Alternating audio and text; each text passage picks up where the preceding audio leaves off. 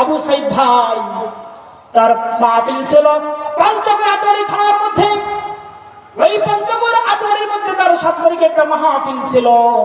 সেখানে কোরআনের হক কথা বলতে গিয়ে কোন এক শ্রেণীর মানুষ তাকে বাধা দিয়েছে। তাই আমার গভীর মনোযোগ শুনবেন,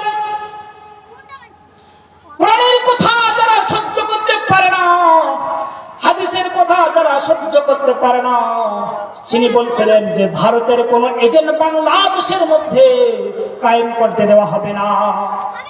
এই কথা বলার সঙ্গে কে বা কারা হঠাৎ মাহফিলে এসে বাধা দিল, এমন একটা অবস্থা হয়ে গেছে। আমরা ভেবেছিলাম যে 5 তারিখের আগে মাহফিল ওপেন করা যাইত না, এখন আমরা করতে পারবো। কিন্তু ভাই দুঃখজনক বিষয়, এখানে এখনো মাহফিলে অনেক অনেক জায়গায় মাহফিলে বাধা দেওয়া হয়। কথা কেন ঠিক না? আমরা তাদেরকে আল্লাহর কাছে ফরিয়াদ জানাই, আল্লাহ রাব্বুল আলামিন যেন তাদেরকে হেদায়েত দান করেন, সকলে আমিন। ভাই আমার, নবী করিম সাল্লাল্লাহু আলাইহি সাল্লাম বলেছেন যে দুনিয়াটা মুমিনদের জন্য জেলখানা আর কাফেরদের জন্য জান্নাত।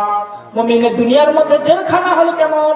মুমিনদের দুনিয়ার মধ্যে যা করতে যাবে তা করতে পারবে না।